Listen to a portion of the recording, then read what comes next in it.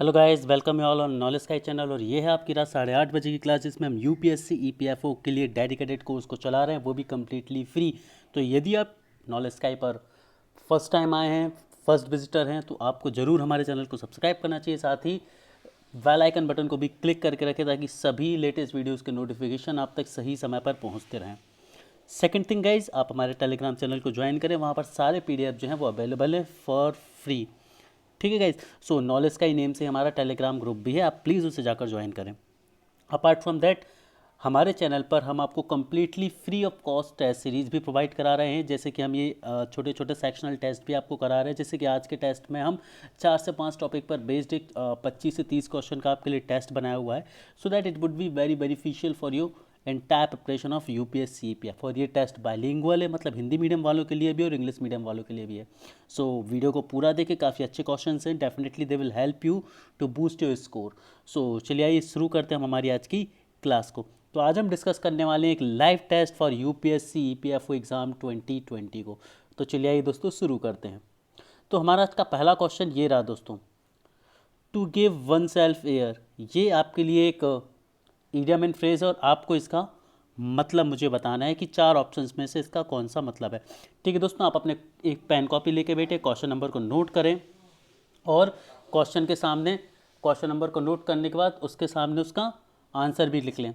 ठीक है, तो ये आपके लिए हेल्प करेगा आपको फाइनल स्कोर लिखने में, क्योंकि आपको क्लास के लास्ट में मुझे इसका फाइनल स्कोर भी बताना है। तो चलिए ये शुरू करते हैं। आई होप क्वेश्चन आंसर्स आने लगे आप सभी के। Very good. तो चलिए देखते हैं इसका आंसर क्या है। हर क्वेश्चन के लिए मैं आपको 20 सेकंड दूंगा, मैथ के क्वेश्चन के लिए थोड़ा सा आपको ज़्यादा टाइम मिलेगा। ठीक है, सो चलिए ये शुरू करते हैं। So here we have the very first answer, answer number 4। मतलब ये जो क्वेश्चन है, to give oneself air, ये एक फ्रेज़ है, ईडियम फ्रेज़ है, और इसका मतलब होता है बिहेविंग एरोगेंटली। जब कोई व्यक्ति एरोगेंटली बिहेव करने लगता है, ठीक है, तो उसके लिए हम यूज़ करते हैं to give oneself air, मतलब खुद से ही खुद के लिए घमंड करना। आगे बढ़ते हम अपने अगले क्वेश्चन की तरफ। यहाँ पर ये रहा आपके सामने अगला question, to end in smoke. आपके सामने अभी 5 जो पहले 5 क्वेश्चन है, ये वन वर्ड सब्स्टिट्यूशन के क्वेश्चन है। ठीक है guys. So to end in the smoke, इसके लिए 4 ऑप्शन है, to fail, to end, to create, to live in smoke. To live in smoke 4 option है। वेरी गुड, आप सभी लोग जल्दी जल्दी से आंसर दीजिए। Fast everyone. Very good, you all are answering very good. Good guys. Okay, so here we have done with the first 20 minute. तो चलिए ये देख लेते हैं इसका आंसर क्या है। सो इस क्वेश्चन का आंसर है ऑप्शन नंबर 1। इस क्वेश्चन का जो आंसर है वो option number 1। To end in smoke का मतलब होता है टू फेल। जब आप किसी चीज़ में फेल हो जाते हैं तो ऐसा बोला जाता है टू एंड इन स्मोक। चलिए आगे बढ़ते हम अपने अगले क्वेश्चन की तरफ। क्वेश्चन आप सभी के सामने स्क्रीन पर ये रहा हमारा अगला। ये भी एक ईडियम फ्रेज और इसका मीनिंग आपको इन 4 ऑप्शंस में से बताना है। To spill in beans, options हैं reveal the partial truth, to be untidy, reveal the secret and to conceal the fact. ठीक है गाइज, बहुत आराम से क्वेश्चन को पढ़िएगा और फिर इसका आंसर दीजिएगा। आप सभी के पास हर क्वेश्चन के लिए ऐसे 20 सेकेंड्स रहेंगे, है ना। आपको हड़बड़ाना नहीं है, आराम से अपने आंसर्स को देना है ना। भले ही टाइम बाउंडेशन है, लेकिन आपको ये सोचना है कि आपके पास कोई टाइम बाउंडेशन नहीं है। बहुत आराम से कूल एंड काम होकर इस टेस्ट को देना है।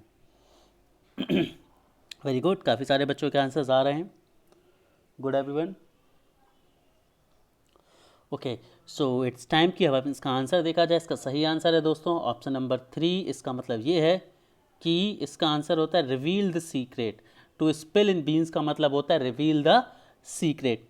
चलिए आगे बढ़ते हैं और हम अपने अगले क्वेश्चन को देखते हैं।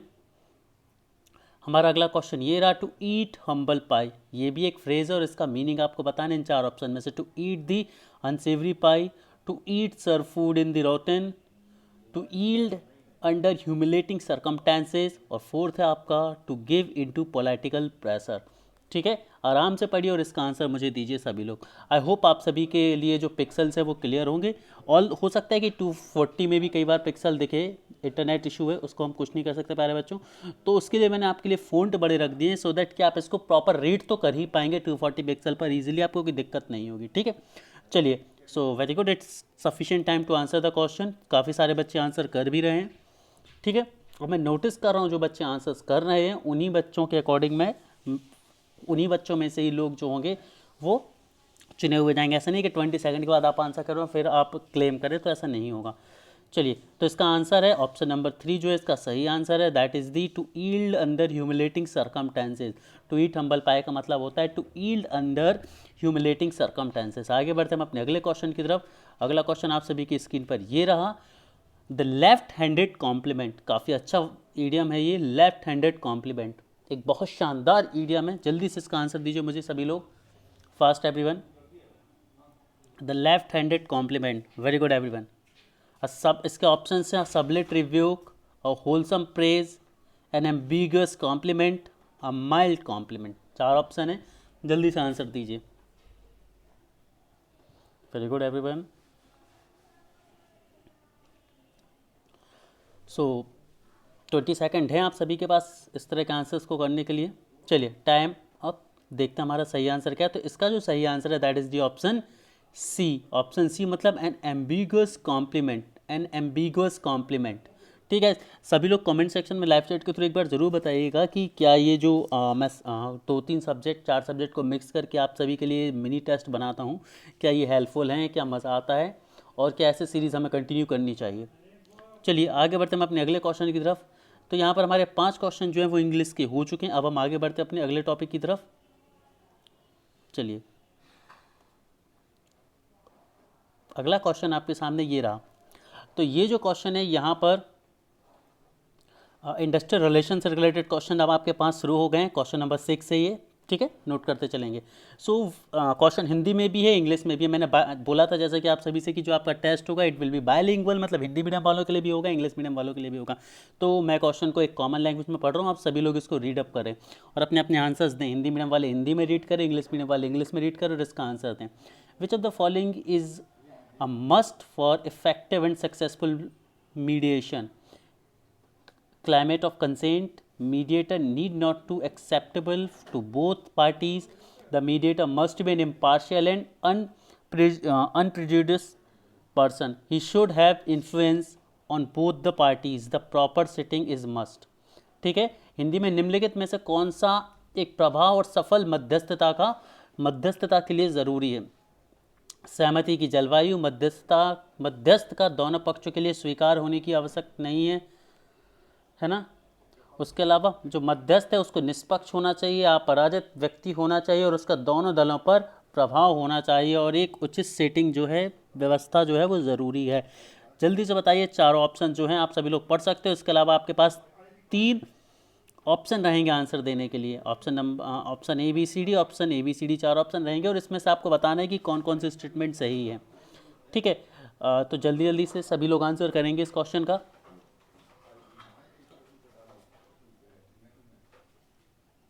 Good guys. सो चलिए, काफ़ी लोगों के आंसर्स आ रहे हैं। अब हम देख लेते हैं कि इसका सही आंसर क्या है इस क्वेश्चन का। क्वेश्चन का मतलब ये था कि जो मध्यस्थ होता है इनमें से कौन सी चीज़ें जो है वो मध्यस्थ के लिए, मीडिएटर के लिए ज़रूरी है, इंपॉर्टेंट है। तो हम आंसर देख लेते हैं। जो हमारा आंसर है ऑप्शन नंबर सी करेक्ट है। ऑप्शन नंबर सी करेक्ट है। इट मीन्स दैट 1, 3 एंड 4 जो हैं वो ज़रूरी है। इसका मतलब सहमति की जलवायु होना चाहिए, मतलब क्लाइमेट ऑफ कंसेंट, मतलब एक कंसेंट होना चाहिए, सहमति होनी चाहिए सभी की मध्यस्थ के लिए। तीसरा पॉइंट सही है कि मध्यस्थ एक निष्पक्ष अपराजित व्यक्ति होना चाहिए, मतलब जो mediator it should be impartial and unprejudiced person होना चाहिए। ठीक है, और उसका इन्फ्लुएंस दोनों पार्टीज पर होना चाहिए। इन्फ्लुएंस नहीं होगा तो वो दोनों उसकी बात मानेंगे ही नहीं। और चौथा पॉइंट भी सही है कि एक उचित सिटिंग होनी चाहिए, प्रॉपर सिटिंग होनी चाहिए, मतलब सभी लोग को बैठकर एक साथ जो है वो बात करनी चाहिए, दैट इज़ मस्ट। आगे बढ़ते हैं। अगला क्वेश्चन आप सभी की स्क्रीन पर ये रहा कि औद्योगिक संबंधों का हिस्सा है parties in industrial relations are. ये एक नया क्वेश्चन, ये हमने सिलेबस में नहीं कराया अभी, स्टिल मैंने आपको एक क्वेश्चन दिया हुआ है। ठीक है, तो कोशिश कीजिए आप सभी लोग आंसर करने की इसका। तो कौन कौन सी चीज़ें हैं जो पार्टीज इंडस्ट्रियल रिलेशन की?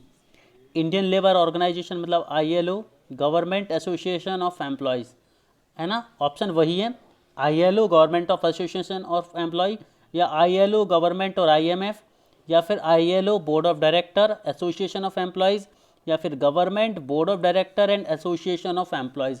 तो इन 4 ऑप्शंस में से कौन सा ऑप्शन सही है आप सभी को कमेंट सेक्शन में मुझे जल्दी जल्दी बताना है प्यारे बच्चों, फास्ट। हर क्वेश्चन के लिए आपके पास 20 सेकेंड्स हैं, जो लंबे क्वेश्चन होते हैं, जैसे प्रीवियस क्वेश्चन था तो मैंने 30 सेकंड तक वेट किया था, छोटे क्वेश्चंस के लिए मैं 20 सेकंड तक ही वेट करूंगा आप सभी के लिए, है ना। Keep answering everyone. हाँ और दोस्तों बहुत सारे क्वेश्चंस हैं आज, मैथ्स के भी क्वेश्चंस हैं, अकाउंटिंग के भी क्वेश्चंस हैं, पॉलिटी के भी क्वेश्चंस हैं, तो टेस्ट को पूरा देखें, पूरा अटैम्प्ट करें, काफ़ी मज़ा आने वाला है आपको। और आई वांट कि आप सभी ज़्यादा से ज़्यादा बच्चे गुड स्कोर करें। Okay, Indian labour organisation, government of association. देखिए इस क्वेश्चन में इंग्लिश में इसलिए दोनों क्योंकि सिर्फ नेम है, तो name I guess Hindi English में होने से इतना फ़र्क नहीं पड़ता, इसीलिए मैंने इनको इंग्लिश में ही रखा है दोस्तों। ओके वेरी गुड, आप सभी के आंसर आ रहे हैं, तो देखते हैं हम हमारा जो सही आंसर है वो क्या है। तो हमारा जो सही आंसर है उसको हम देख लेते एक बार। तो हमारा जो सही आंसर है दोस्तों वो है ऑप्शन नंबर ए।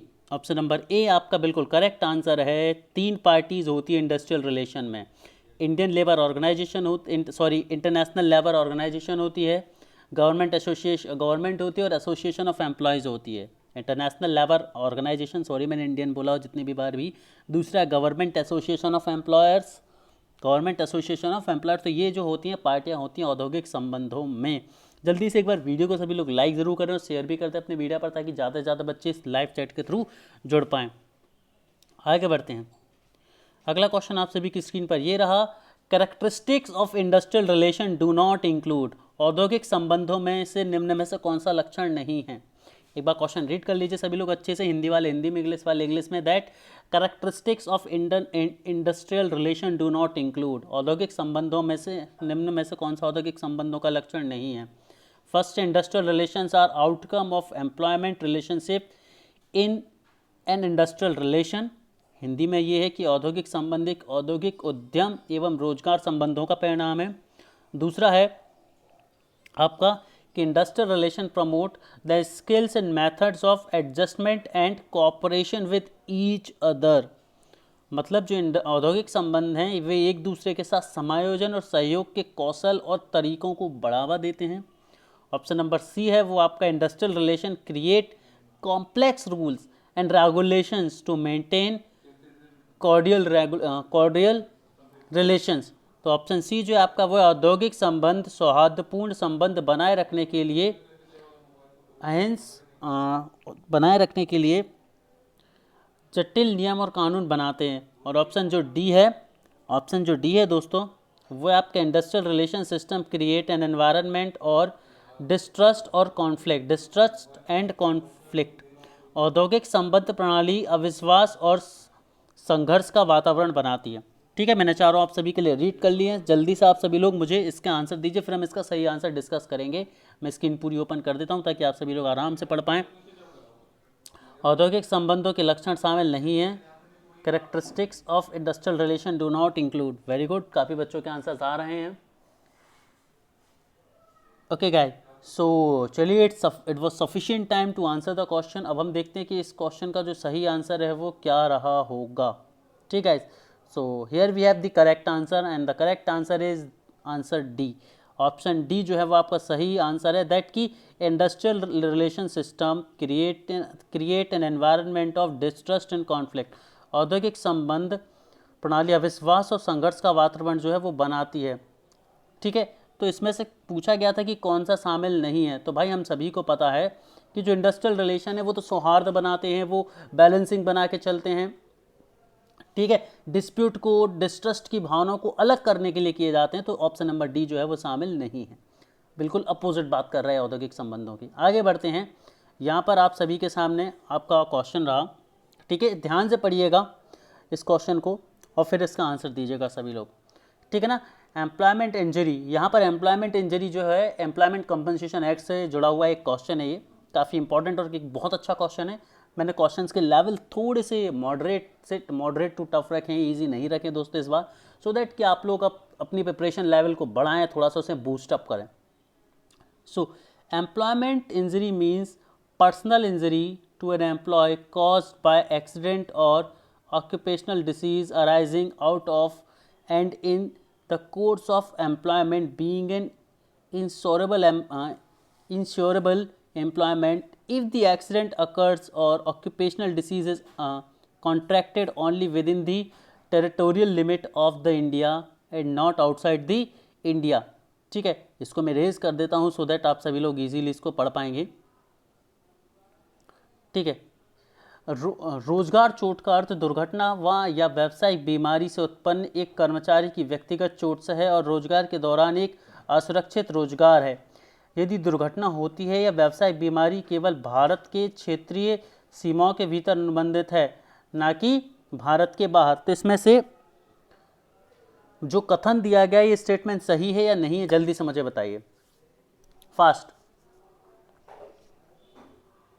तो वेरी गुड, आप सभी का आंसर आ रहा है। इसका हम आंसर देख लेते हैं। इसका जो सही आंसर है वो ऑप्शन नंबर बी। ये जो स्टेटमेंट है ये गलत है।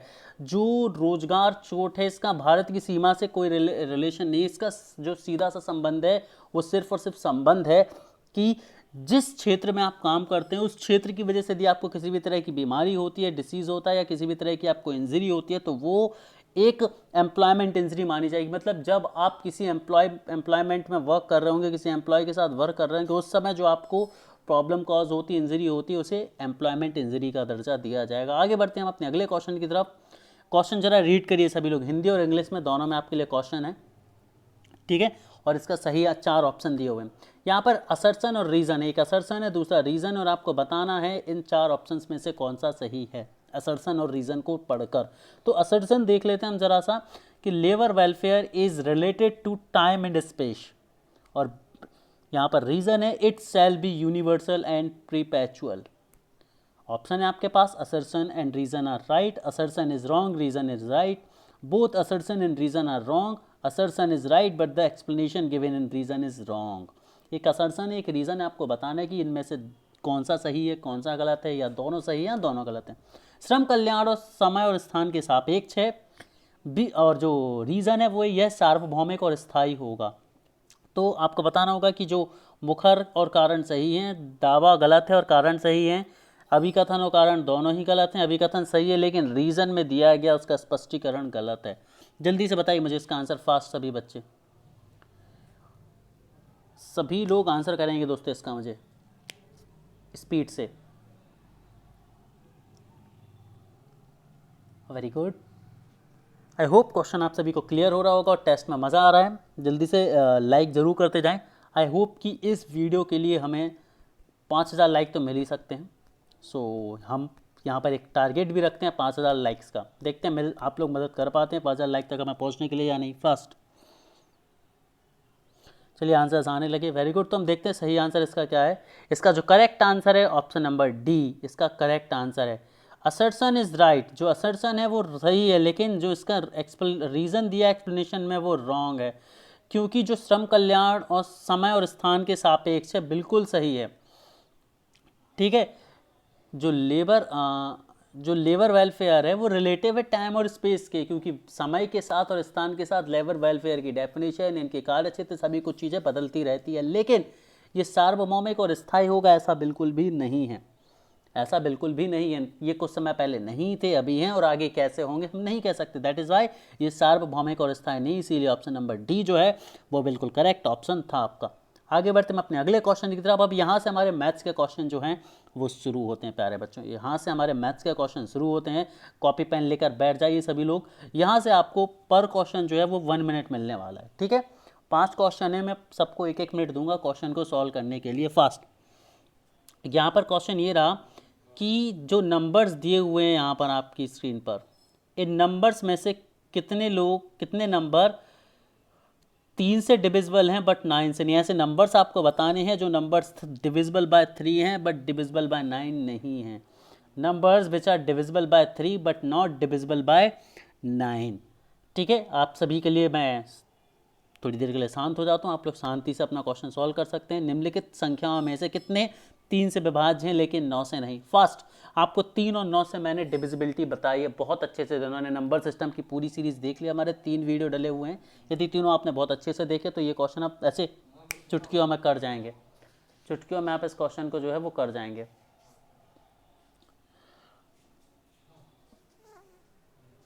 देखिए, चलिए जरा हम अब इस क्वेश्चन के आंसर्स को डिस्कस कर लेते हैं। आई होप टाइम जो था वो सफिशिएंट था आप सभी के लिए। कई बच्चों के आंसर्स भी आने शुरू हो गए हैं। देखिए 3 और 9 के लिए हमने क्या देखा था, सम देखते थे हम। सिंपली हम क्या देखते थे, सम देखते थे इसके। तो 3 से के लिए हम भी सम देखेंगे और 9 से के लिए भी हम सम देखते हैं। जो 3 के मल्टीपल में होगा वो 3 से डिविजिबल है, जो 9 के मल्टीपल में होगा वो 9 से डिविजिबल है। ठीक है, तो यदि आप जैसे बात करें तो आप देखेंगे ये है 5 + 4 9, इसका सम 9 हो रहा है, मतलब ये 3 से है और 9 से भी डिविजिबल है। ठीक है, यहाँ पर आप देखेंगे तो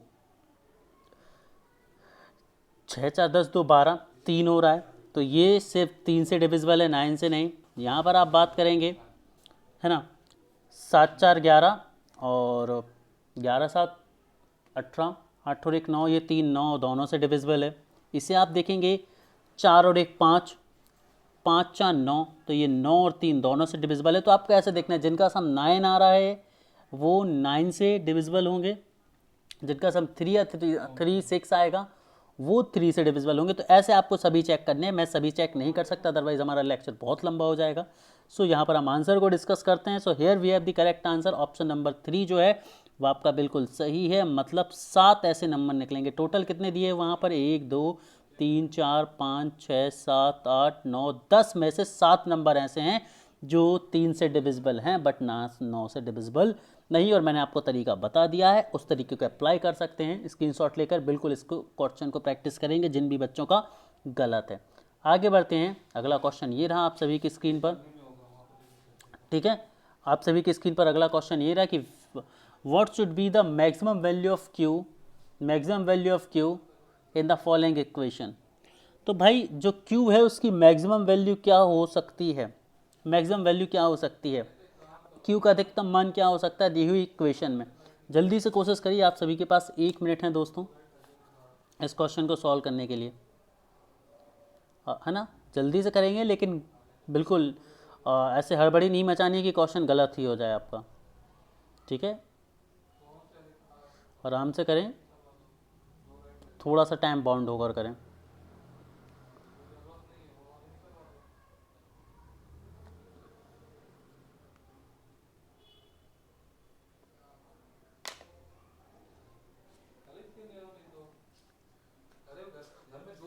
चलिए, very good guys, very good everyone. ठीक है, तो चलिए हम ज़रा इसका आंसर देख लेते हैं, है ना। इसमें आपको हिट एंड ट्रायल लगानी पड़ेगी। एक बार इस क्वेश्चन को आप लोग अटैम्प्ट करेंगे। इस क्वेश्चन में बताने जैसा कुछ है नहीं। ठीक है, इस क्वेश्चन का जो करेक्ट आंसर है वो है option number 3 and that is दी 7।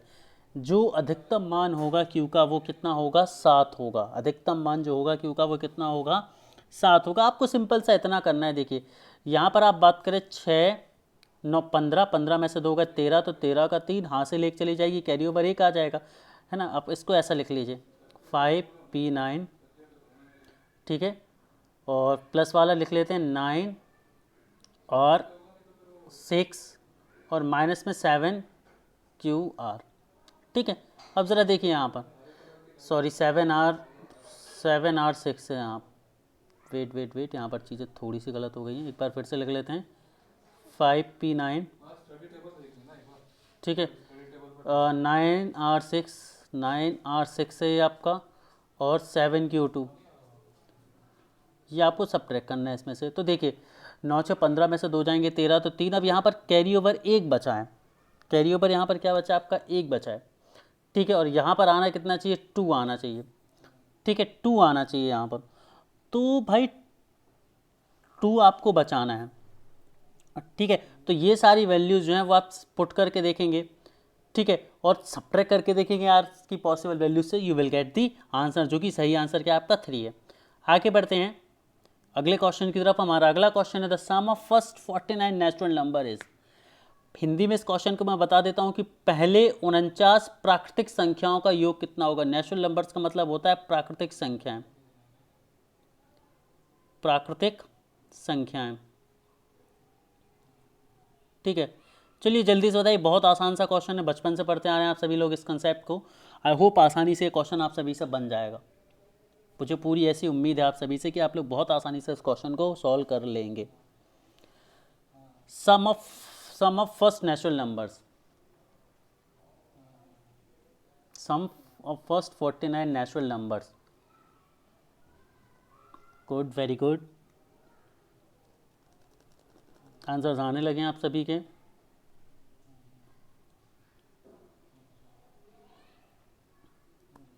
आसान सा क्वेश्चन था, आई होप आप सभी इसका आंसर सही दें।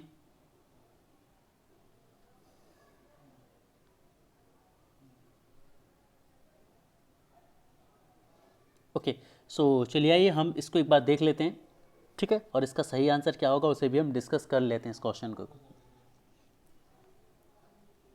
देखिए, इस क्वेश्चन की यदि हम बात करें नेचुरल नंबर्स क्या होते हैं, ज़रा समझिए मेरी बात। नेचुरल नंबर्स होते हैं 1 2 3 4 एंड सो ऑन। आपसे फर्स्ट 49 नेचुरल नंबर्स का बोला था, 49 तक लेंगे। कहाँ तक लेंगे? 49 तक लेंगे, ठीक है। तो जब आप 49 तक लेंगे तो इसके लिए फॉर्मूला होता है n प्लस 1 डिवाइडेड बाय 2। और यहाँ पर n क्या है आपका, जो जितने नंबर्स है, तो 1 से लेके 49 तक कितने नंबर हो जाएंगे? 49 नंबर हो जाएंगे। तो 49 इंटू 49, 49 इंटू 49 प्लस 1, तो ये हो जाएगा आपका 49 into 50 upon 2। I hope question बहुत आसान है, आप इसको कैलकुलेट कर लेंगे बस अब। और इसका जो सही आंसर है दैट इज ऑप्शन नंबर 3, मतलब इसका जो आंसर आएगा वो होगा 1225, 1225 इसका सही आंसर होगा। 49 गुणित 50 बटे 2, 49 into 50 upon 2, and you will get the correct answer. यदि मज़ा आ रहा है टेस्ट में तो प्लीज़ एक बार लाइक बटन जरूर प्रेस करें, ठीक है। फास्ट एवरीवन, आगे बढ़ते हैं। अगला क्वेश्चन ये रहा आप सभी की स्क्रीन पर।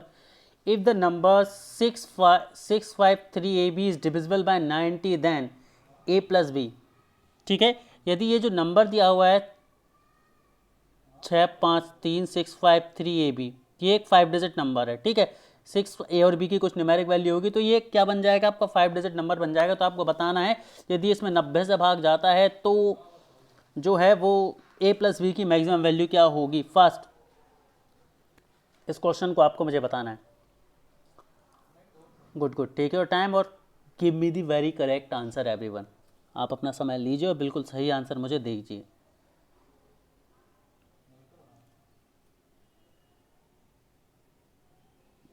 बहुत आसान है दोस्तों इस क्वेश्चन को करना, बहुत ज़्यादा आसान है। यदि आप लोग नहीं कर पा रहे हैं तो कहीं ना कहीं दिक्कत है, लेकिन बहुत आसान है इस क्वेश्चन को करना। गुड, कई बच्चों के आंसर आ रहे हैं। ऐसे देखिए, नंबर सिस्टम से आपको ऐसे ही आसान क्वेश्चन आएंगे। वैसे भी यूपीएससी, पीसीएस जितनी भी एग्जाम्स होते हैं ये मैथ्स में ज़्यादा टफ क्वेश्चन नहीं पूछते, आपसे बहुत बेसिक क्वेश्चन आपसे पूछे जाएंगे। ये आप मान के चलिए आपसे कोई भी टफ क्वेश्चन नहीं पूछा जाएगा, इसी तरह के बेसिक क्वेश्चन आपसे पूछे जाएंगे। क्योंकि ये जो यूपीएससी होती हैं, पीसीएस होती हैं, मैथ्स पर उतना ज़्यादा फोकस नहीं करती हैं, सिर्फ आपकी बेसिक न्यूमेरिकल एबिलिटी देखी जाएगी। और नंबर सिस्टम में तो सभी बच्चे फंसते हैं। चलिए, तो काफ़ी टाइम हो चुका है इस क्वेश्चन के लिए, एक बार हम इसका आंसर देखते हैं फिर इसका सॉल्यूशन को समझते हैं। चलिए, तो जो करेक्ट आंसर है वो है ऑप्शन नंबर 3, मतलब 4। Option number 3 that is the 4। a plus B का सम कितना होगा? 4 होगा। जरा सा हम देख लेते हैं कि कैसे इसे सॉल्व करना है, समझ लीजिए सभी लोग। देखिए, नंबर क्या दिया है आपको? 653AB। आपको चेक किससे करना है? 90 से चेक करना है। बहुत आसान है। 90 का मतलब इसे प्राइम, जब भी किसी बड़े नंबर से तोड़ना हो तो इसे उसके प्राइम फैक्टर में ब्रेक करिए। 9 और 10, 10 नाम 90। तो मतलब ये नंबर जो है ये 10 से भी भाग जाना चाहिए और 9 से भी भाग जाना चाहिए। अब 10 से भाग जाने के लिए ज़रूरी क्या है कि इसका जो आखिरी अंक है वो 0 होना चाहिए, तभी तो 10 से भाग जाए। क्योंकि जिस भी नंबर में 10 से भाग जाएगा या 10 से गुणा करोगे तो उसके आखिर में 0 आएगा। मतलब b तो क्या हो गया आपका भाई? 0 हो गया। b तो 110% 0 हो गया। अब बचा आपके लिए क्या कि 9 से भी भाग जाना चाहिए। तो 9 से भाग जाने के लिए क्या है कि जो पूरा नंबर है इसका योग या इसका सम ऐसा होना चाहिए जो 9 या 9 का मल्टीपल हो, ठीक है। तो देखिए, 6 और 3, 9 तो कट गए, मतलब 9 है तो कट गए। देखिए, जो 9 होते जाए उनको काटते जाइए। मतलब क्यों? क्योंकि वो तो सम हो चुका खत्म। ये डिजिटल सम मेथड कहलाती है। अब 5 बचा और a बचा, क्योंकि b तो 0 है। अब 5 और a बचा, तो इसका भी कम से कम 9 तो होना ही चाहिए। तो भाई b कितना है? 5, तो a को कितना होना पड़ेगा? 4, है ना। और a को कितना होना पड़ेगा? 4, और ये 5 ऑलरेडी है, ठीक है, तो 5 और 4 9, तो 9 से भाग चला जाएगा, इसका मतलब बी होगा 0, ए की वैल्यू कितनी हो जाएगी 4, और 4 प्लस 0 कितना हो जाएगा 4 ही हो जाएगा, मतलब ऑप्शन 3 सही है। एक बार मैं जल्दी से वापस से आप सभी को समझा दूं कि देखिए अब क्वेश्चन क्या दिया था आपको 653 AB, यदि इसे 90 से भाग जाना था तो 9 और 90 मतलब 9 गुणित 10, मतलब ये नंबर 9 और 10 दोनों से भागित होना चाहिए था, यदि 10 से भागित होना है तो इसका आखिरी डिजिट 0 होना चाहिए था, मतलब बी तो हो गया 0, ठीक है। और यदि 9 से भाग जाना है तो इसका सम कितना होना चाहिए 9 होना चाहिए, तो 9 या 9 का मल्टीपल, तो 6 5 11 3 14 14, और यदि इसको 9 का मल्टीपल होना है तो 14, 9 का मल्टीपल क्या होता है 9 या 18, तो 14 के पास सबसे पहले क्या आता है 18, 18 मतलब 4 और चाहिए, तो यहाँ पर 4 आंसर आपका आ जाएगा। इस तरह से भी आप इसे देख सकते हो। क्वेश्चन क्लियर हो गया होगा सभी को। आगे बढ़ते हैं, अगला क्वेश्चन आप सभी की स्क्रीन पर ये रहा कि 64 का वर्ग माइनस 36 का वर्ग बराबर 20 गुणित है, तो आपको ए का मान बताना है। जल्दी से बताइए दोस्तों, आसान सा क्वेश्चन है, कुछ भी टफ नहीं है। अब कई बच्चे परेशान भी हो सकते हैं, कई इसे आसानी से चुटकियों में भी सॉल्व कर सकते हैं। 1 मिनट से ज़्यादा का क्वेश्चन ये बिल्कुल भी नहीं है, बट देखते हैं आप सभी लोग कितनी देर में से कर पाते हैं। आराम से करिए, कोई इशू नहीं है, टाइम बाउंड रहिए बट ज़रा सा। और क्वेश्चन यदि पसंद आ रहे हैं, टेस्ट में मज़ा आ रहा है तो लाइक ज़रूर करते चलिए सभी लोग वीडियो को दोस्तों, फास्ट।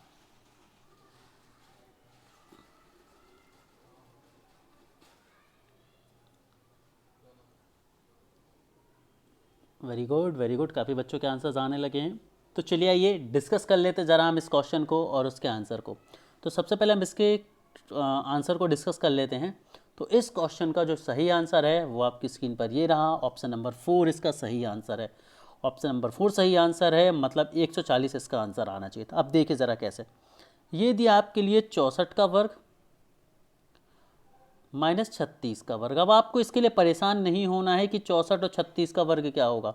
आपने बचपन में एक आइडेंटिटी पढ़ी होगी, एक सर्वसमीकरण पढ़ी होगी, ए स्क्वायर माइनस बी स्क्वायर। इसको अपन क्या लिखते थे, ए प्लस बी और ए माइनस बी लिखते थे।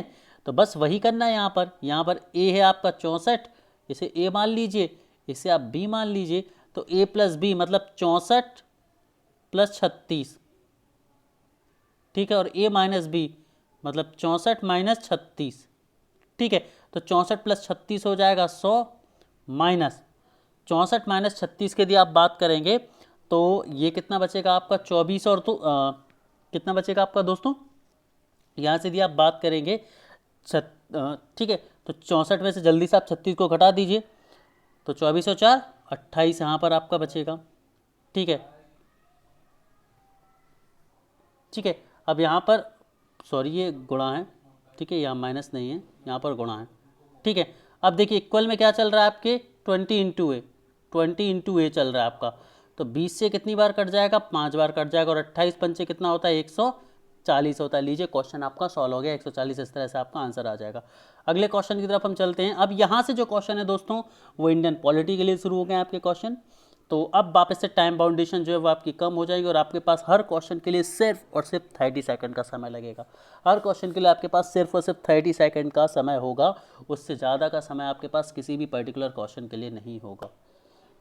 तो पहला क्वेश्चन है आपका, the constitutional assembly of India was set up under the framework of. जो भारत की संविधान निर्मात्री सभा है, संविधान सभा है, वो किसके ढांचे के तहत कदम रखा गया था, किस ढांचे के तहत बनाई गई थी, किस चीज को फॉलो करके बनाई गई थी। 4 ऑप्शन है, Cripps mission, cabinet mission, Simon commission, या इनमें से कोई भी नहीं। किसके ढांचे के तहत बनाई गई थी, जल्दी से दीजिए मुझे इसका आंसर, टाइम काफ़ी सफिशिएंट हो चुका था आंसर के लिए। चलिए देखते हैं। तो दोस्तों इसका सही आंसर है ऑप्शन नंबर बी। इसका मतलब ये है कि जो कैबिनेट मिशन था 1946 में भारत आया था, उस कैबिनेट मिशन के तहत संविधान निर्मात्री सभा बनाई गई थी। हम सभी ने पढ़ा था, जब मैंने आपको संविधान सभा पढ़ाया था तब मैंने आपको बताया था कि सबसे पहले 1934 में कांग्रेस की ओर से पंडित जवाहरलाल नेहरू ने एक लिखित संविधान की मांग की थी, और ये जब मांगे चलती रही तो 1946 में कैबिनेट मिशन भारत आया, ठीक है। और कैबिनेट मिशन जब भारत आया तो उसने संविधान बनाने के लिए बेसिकली मदद करने के लिए भारत आया था। चलिए आगे बढ़ते हैं। अगला क्वेश्चन आपकी स्क्रीन पर ये रहा। क्वेश्चन ये रहा कि after the creation of constituent assembly of Pakistan in 1947 the member of constitutional assembly of India was reduce to 299 from 389 earlier. What was the total number of members from the provinces in the Constituent Assembly? 1947 में जब पाकिस्तान की संविधान सभा के निर्माण के बाद भारत की संविधान सभा की सदस्यता पहले के 389 है दोस्तों, यहाँ पर 389 से घटकर 299 रह गई थी। तो प्रोविंसी के सदस्यों की कुल संख्या कितनी थी उस समय? प्रोविंसीज का मतलब क्या था? वो प्रोविंसीज जो डायरेक्ट गवर्नमेंट मतलब सेंट्रल ब्रिटिश गवर्नमेंट के अंतर्गत थी और प्रिंसली स्टेट्स थी, उन सभी की कॉमन बात हो रही है यहाँ पर। तो कुल कितनी थी? 229 में से। ठीक है, आई होप क्वेश्चन सभी को क्लियर है और सफिशिएंट टाइम भी मैं आप सभी को दे चुका था इस क्वेश्चन के आंसर के लिए। तो चलिए ये जल्दी से इस क्वेश्चन का आंसर हम डिस्कस कर लेते हैं एक बार फास्ट। ठीक है, तो इसका आंसर है option A, that is the 229। 229 provinces members थे। प्रोविंसी वाले मेंबर कितने थे? 229 थे। दोस्तों आई होप आप सभी अपना एक पेपर पर जो है टोटल नोट करते जा रहे हैं कि कितने क्वेश्चन सही हैं, कितने क्वेश्चन गलत हैं। और लास्ट में आपको है ना, लास्ट में सभी को, जितने भी बच्चे लाइव क्लास में हैं, जितने भी बच्चों ने टेस्ट लाइव लिया है, उन सभी की को पूरा टेस्ट अटेम्प्ट करना और लास्ट में अपना स्कोर ड्रॉप करके जाना है सभी को। बिना स्कोर ड्रॉप किए एक सिंगल बच्चा भी नहीं जाएगा, भागने की नहीं पड़ेंगे स्कूल वाले बच्चों की तरह कि 3 घंटे और हम सब गेट के बाहर। ठीक है, सो पूरा टेस्ट देंगे और टेस्ट के बाद अपना स्कोर ड्रॉप करके ही जाएंगे। चलिए अगला क्वेश्चन की तरफ हम चलते हैं। हमारा अगला क्वेश्चन आप सभी की स्क्रीन पर ये ना, सभी लोग हिंदी वाले हिंदी में, इंग्लिश वाले इंग्लिश में पढ़ सकते हैं। यहाँ पर एक चीज़ जरूर मैंने की है कि जो ऑप्शंस हैं ये कॉमन रखें, हिंदी वालों के लिए भी इंग्लिश वालों के लिए भी। ठीक है, तो यहाँ पर क्वेश्चन के साथ 2 स्टेटमेंट दिए हुए हैं और आपको बताना है कि इन दोनों स्टेटमेंट में से करेक्ट कौन से हैं, पहला, दूसरा, दोनों या दोनों ही नहीं। तो हिंदी वाले हिंदी में पढ़ सकते हैं, इंग्लिश वाले इंग्लिश में पढ़ सकते हैं। The objective resolution was unanimously adopted by the Constituent Assembly on 22nd January 1947 had the following provisions as given. The adequate safeguards shall be provided for minorities backward in the tribal areas and depressed and other backward classes. All the powers and authority of the sovereign independent India, its constituent parts and the organs of government are derived from the pupil. Hindi में इस question का मतलब ये है भाई कि 22 जनवरी 1947 को भारतीय संविधान सभा द्वारा सर्वसम्मति से वसुनित संकल्प को अपनाया गया था। वसुनित संकल्प यहाँ पर मतलब यहाँ से ऑब्जेक्टिव रेजोल्यूशन से ऑब्जेक्टिव रेजोल्यूशन को अपनाया गया था। तो इन नीचे दिए गए प्रावधानों में से क्या सही है? अल्पसंख्यकों, पिछड़े और आदिवासी क्षेत्रों और अन्य पिछड़े क्षेत्रों के लिए पर्याप्त सुरक्षा प्रदान की जाएगी, या फिर संप्रभु स्वतंत्र भारत उसके घटक भागों और सरकार के अंगों की सभी शक्ति और अधिकार लोगों से प्राप्त होते हैं। ये तो इन दोनों में से कौन सा स्टेटमेंट है जो सही है? टाइम काफ़ी ज़्यादा मैं ऑलरेडी दे चुका हूँ, हम इसका आंसर देखते हैं डायरेक्टली। तो इसका जो सही आंसर है दोस्तों वो है ऑप्शन नंबर सी, मतलब दोनों ही जो हैं करेक्ट हैं। पावर पूरी तरह से लोगों से आई थी और पिछड़े वर्ग के लिए, माइनॉरिटीज़ के लिए स्पेशल प्रोविजंस रखे गए थे, है ना। तो दोनों ही चीज़ें इंक्लूड करी गई थी हमारे कॉन्स्टिट्यूशन में। आगे बढ़ते हैं, अगला क्वेश्चन आप सभी की स्क्रीन पर ये रहा।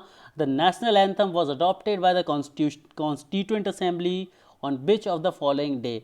राष्ट्रीय गान को यहाँ पर विधानसभा लिख गया, कॉन्स्टिट्यूएंट असेंबली द्वारा कब अपनाया गया था? डेट्स यहाँ पर दी हुई हैं आप सभी के सामने, जल्दी से आंसर कीजिए मुझे फास्ट।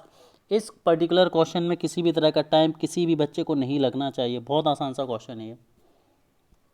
Good everyone. चलिए तो आइए इसका आंसर हम जरा देख लेते हैं। इसका सही आंसर है ऑप्शन नंबर ए, मतलब 24 जनवरी 1947, 24 जनवरी 1947 को हमने अपना नेशनल एंथम को अडॉप्ट किया था। हमारी कॉन्स्टिट्यूएंट असेंबली ने नेशनल एंथम को अडॉप्ट किया था। आई होप चीज़ें क्लियर हो रही होंगी। आगे बढ़ते हैं हम अपने अगले क्वेश्चन की तरफ। अगला क्वेश्चन आप सभी की स्क्रीन पर ये रहा। The first meeting of the constituent assembly had taken place on December 9, 1946। पढ़ाया था मैंने आपको।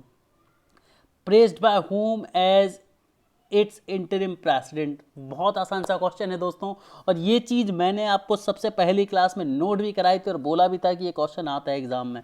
ठीक है, 9 दिसंबर 1946 को संविधान सभा की पहली बैठक हुई थी, जिसकी अध्यक्षता उसके अंतरिम राष्ट्रपति, यहाँ पर राष्ट्रपति नहीं है, यहाँ पर अध्यक्ष है, प्रेसिडेंट यहाँ पर अध्यक्ष है। ठीक है, अध्यक्ष पढ़ेंगे आप इसे। इसके अंतरिम अध्यक्ष ने की थी, तो इसके अंतरिम अध्यक्ष कौन थे? ठीक है दोस्तों, जल्दी से आंसर दीजिए। सभी को इसका आंसर पता है, यदि फर्स्ट क्लास अच्छे से पढ़ी है सभी ने, तो सारे फैक्ट हमने क्लास में कवर किए हैं दोस्तों। तो इसका सही आंसर है दोस्तों ऑप्शन नंबर डी जो है सच्चिदानंद। ऑप्शन नंबर डी जो इसका करेक्ट आंसर है। सच्चिदानंद सिन्हा जो थे इसके इंटरिम जो हेड बने थे, उसके बाद डॉक्टर राजेंद्र प्रसाद को इसका परमानेंट हेड बनाया गया था, याद रखेंगे। ठीक है, आगे बढ़ते हैं हम अपने अगले क्वेश्चन की तरफ। अब यहाँ पर दोस्तों अकाउंट के क्वेश्चन है। अब अकाउंट चूंकि मैंने आप सभी को सिर्फ इंग्लिश में पढ़ाई, इसीलिए इसके क्वेश्चन भी मैं दोस्तों सिर्फ इंग्लिश में दूंगा, ताकि हिंदी मीडियम वाले भी इंग्लिश में ही टर्म्स को पढ़ाया तो वो इजीली समझ पाएँ। यदि मैं इन क्वेश्चन को हिंदी में रख देता तो बच्चों आपने हिंदी में भी पढ़ा नहीं है तो काफ़ी ज़्यादा कन्फ्यूजन आपको हो जाता। इसीलिए अकाउंट के सारे क्वेश्चन मैंने इंग्लिश में ही रखे हैं, क्योंकि आपने इंग्लिश में ही पढ़ा है, so that it would be easy for you as well to answer these question. ठीक है, तो चलिए आइए जल्दी जल्दी इन्हें भी हम एक बार देख लेते हैं। Following are the essential elements of partnership. इनमें से कौन से जो हैं वो पार्टनरशिप के एसेंशियल एलिमेंट्स हैं, ज़रूरी एलिमेंट हैं?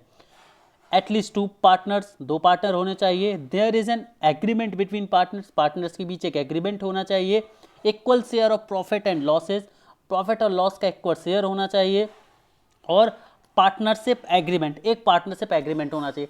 बहुत आसान सा क्वेश्चन है मेरे हिसाब से, सभी से चुटकियों में बन जाना चाहिए। वेरी गुड, सभी का आंसर आ भी रहे हैं बच्चों के। जल्दी जल्दी आंसर दीजिए प्यारे बच्चों, सभी लोग, बहुत सारे बच्चे आंसर्स कर रहे होंगे। गुड, तो चलिए आइए इसका हम आंसर डिस्कस कर लेते हैं। देखिए, हम सभी को पता है कि जब भी पार्टनरशिप होती है तो कम से कम 2 लोग तो होने चाहिए। ज़्यादा से ज़्यादा हो सकते हैं कितने भी according to the law, but कम से कम तो 2 होने चाहिए। मतलब पहला पॉइंट तो सही एसेंशियल एलिमेंट है पार्टनरशिप का। दूसरा क्या है? There is an agreement between partners, partners के बीच एक एग्रीमेंट भी होता है। ठीक है, बिना एग्रीमेंट के पार्टनरशिप नहीं होती। और पार्टनरशिप एग्रीमेंट भी होता है जिसे हमने पार्टनरशिप डीड बोला था। क्या बोला था? जिसे हमने पार्टनरशिप डीड बोला था, जिसमें सारी चीज़ें मेंशन होती थी। और तीसरा जो ऑप्शन है ये आपका सही आंसर है। मतलब ये एक एसेंशियल एलिमेंट नहीं है। मतलब equal share of profit and loss, जरूरी नहीं है कि प्रॉफिट और लॉस इक्वल ही शेयर किए जाएं, वो किसी रेशियो में भी हो सकते हैं as per their investment and condition. तो ऑप्शन सी जो है वो आपका करेक्ट आंसर है। Equal share of profit and losses is not an essential element of the partnership. आगे बढ़ते हैं, अगला क्वेश्चन आप सभी की स्क्रीन पर ये रहा। Which of the following statement is true? इनमें से जो स्टेटमेंट दिए हैं उनमें से कौन सा स्टेटमेंट एकदम सही है? Minor can not be admitted as a partner, मतलब जो माइनर होते हैं, बच्चे होते हैं, उनको एज अ पार्टनर नहीं लिया जा सकता। ठीक है, यहाँ पर ये गलत हो गया। इस पूरे को आप माइनर पढ़िए ज़रा। क्या पढ़िए आप इसे? माइनर पढ़िए। A minor can only be admitted into partnership to benefit partnership। और तीसरा है a minor can be admitted into partnership and his liability will be same as an adult। और फोर्थ है none of the above। एक अच्छा question है आप सभी के लिए, जल्दी से इसका आंसर दीजिए। टाइम आप सभी का 20 सेकेंड ही रहेगा इस क्वेश्चन को आंसर करने के लिए बच्चों। चलिए, तो काफ़ी सफिशिएंट टाइम था, इस क्वेश्चन का हम आंसर देख लेते हैं। आंसर जो है इसका बी सही आंसर है। इसका जो आंसर है वो बी सही आंसर है। जरा इसे एक बार समझ लेते हैं हम फास्ट। एक minor can not be admitted as a partner, भाई ऐसा नहीं है, माइनर हो सकता है पार्टनर कुछ सर्कमटेंसेज में। ठीक है, जैसे मान लीजिए कि एक जो शेयर होल्डर था उसकी डेथ हो जाती है और उसका बेटा उसको सक्सीड करता है, तो डेफिनेटली वो एक पार्टनर बनेगा बिजनेस का। ठीक है, उसके बाद एक पार्टनर बिजनेस, एक माइनर को हम बिजनेस में ला सकते हैं, लेकिन इसका काम सिर्फ बिजनेस को बेनिफिट करना होगा। उसकी लायबिलिटी एडल्ट के जितनी होगी ये बिल्कुल भी ज़रूरी नहीं है। तो ऑप्शन बी आपका सही आंसर है। आगे बढ़ते हैं अगले क्वेश्चन की तरफ। अगला क्वेश्चन आप सभी की स्क्रीन पर ये रहा। Relationship between partners and it's firm is that of. जो पार्टनर्स और रिलेशन के पार्टनर और उसकी फर्म के बीच जो रिलेशन होता है वो कैसा होता है? एक ऑनर का, एक एजेंट का, ऑनर और एजेंट का, या फिर इनमें से कोई नहीं? जल्दी से आंसर दीजिए, क्विक फास्ट सभी लोग। वेरी गुड, काफ़ी बच्चों के आंसर्स आ रहे हैं। ठीक है, सो चलिए हम इसका आंसर डिस्कस कर लेते हैं जल्दी से। इसका जो सही आंसर है वो option number 3, owner and agent. सही आंसर क्या है? An owner and agent. एक ऑनर होगा और एक एजेंट वाला रिलेशन होगा एक पार्टनर और उसके फर्म के बीच। आगे बढ़ते हैं। अगला क्वेश्चन आप सभी की स्क्रीन पर ये रहा, after preparation of ledgers the next step is to prepare of. जब लेज़र आप बना लेते हैं तो लेज़र के बाद आप क्या बनाते हैं? जर्नल बनाते हैं, बैलेंस, ट्रायल बैलेंस बनाते हैं। जर्नल बनाएंगे, ट्रायल बैलेंस बनाएंगे, ट्रेडिंग अकाउंट बनाएंगे या प्रॉफिट एंड लॉस अकाउंट बनाएंगे आप? किसके बाद? लेज़र के बाद। तो इसका सही आंसर आप सभी की स्क्रीन पर आने वाला है। जल्दी से आप सभी जब तक आंसर दीजिए अपना फास्ट। चलिए देखते हैं हम ज़रा। इसका सही आंसर है ऑप्शन नंबर बी, मतलब आप बनाएंगे ट्रायल बैलेंस। क्या बनाएंगे आप? ट्रायल बैलेंस बनाएंगे। आगे बढ़ते अगले क्वेश्चन की तरफ। Name 2 accounts involve in the following transaction. Piyush paid in cash 2000 to Sudha. Piyush ने सुधा को 2000 रुपये कैश में पे किए, तो 2 अकाउंट कौन कौन से होंगे? जल्दी से बताइए। देखिए, वेरी गुड, सभी लोग आंसर, मतलब जब ये ट्रांजेक्शन हुआ तो इसके लिए 2 अकाउंट कौन कौन से आप बनाएंगे?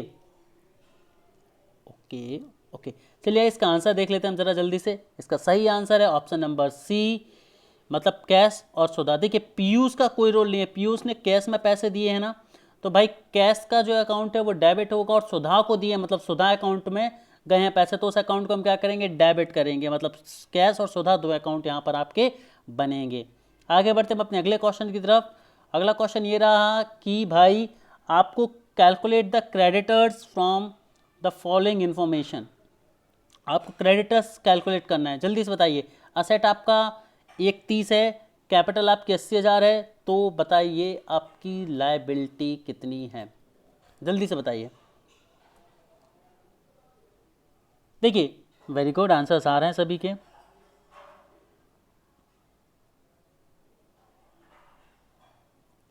हमने एक फॉर्मूला भी पढ़ा था, यदि आप सभी को याद हो इस चीज़ को कैलकुलेट करने के लिए, कि जो टोटल असेट होते हैं वो कैपिटल प्लस लायबिलिटी के इक्वल होते हैं। असेट दिए हैं आपके 1,30,000, कैपिटल आपकी 80,000 और प्लस लायबिलिटी, तो एक 80,000 को आप इधर ट्रांसफ़र करेंगे तो 1,30 में से 80 जाएगा तो कितना बचेगा? 50,000 बचेगा। मतलब ऑप्शन बी जो है आपका करेक्ट आंसर होना चाहिए। ज़रा देख लेते हैं। जी हाँ दोस्तों, ऑप्शन बी आपका करेक्ट आंसर रहा। चलिए आगे बढ़ते हैं हम अपने अगले क्वेश्चन की तरफ। हमारा अगला क्वेश्चन आप सभी की स्क्रीन पर ये रहा, पढ़िए जरा ऐसे। Which among the following is not current asset. इनमें से कौन सा जो है वो एक करेंट असेट नहीं है आपका? Debtors, cash, prepaid expenses and computers. Fast बताइए जल्दी से।